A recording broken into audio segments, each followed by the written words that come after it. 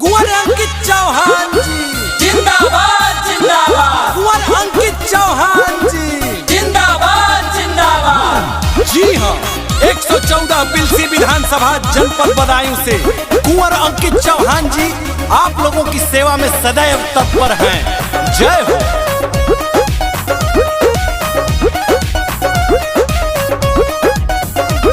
सुनाए बाबू माई अब कसम तू आज लखाई, हाँ समाज सेवक बनके आ गईले अंकित भाई।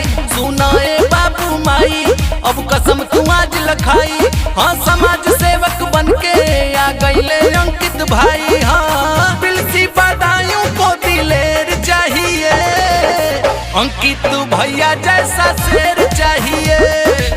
पिलसी बदायूं में दिलेर चाहिए, अंकित भैया जैसा शेर चाहिए। अंकित भैया जिंदाबाद जिंदाबाद जिंदाबाद। कुंवर अंकित जिंदाबाद जिंदाबाद जिंदाबाद।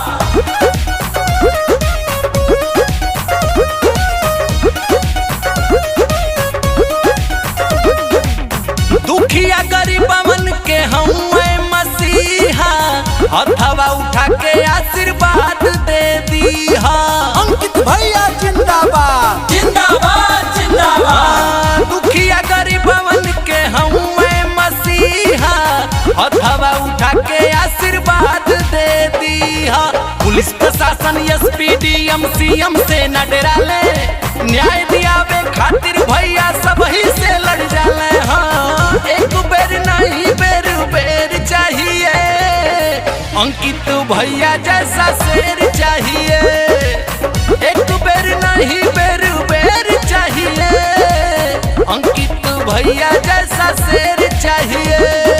अंकित भैया जिंदाबाद जिंदाबाद जिंदाबाद। कुंवर अंकित जिंदाबाद जिंदाबाद जिंदाबाद।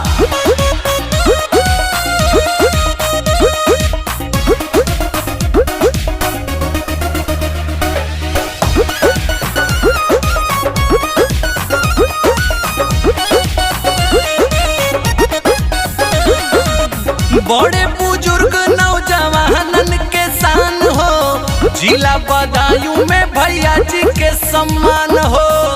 अंकित भैया जिंदाबाद जिंदाबाद जिंदाबाद। बड़े बुजुर्ग नौजवानन के शान हो, जिला बदायूं में भैया जी के सम्मान हो। सुनाए भैया सुनाए बहिनी बतिया मत भुलैया, भैया जी के साथे रह के हक अधिकार के बैहा हो। साझ नहीं हमको सबेर चाहिए, अंकित भैया जैसा शेर चाहिए। पिलसी बदायूं में दिलेर चाहिए, अंकित भैया जैसा शेर चाहिए। कुंवर अंकित चौहान जी जिंदाबाद जिंदाबाद। कुंवर अंकित चौहान जी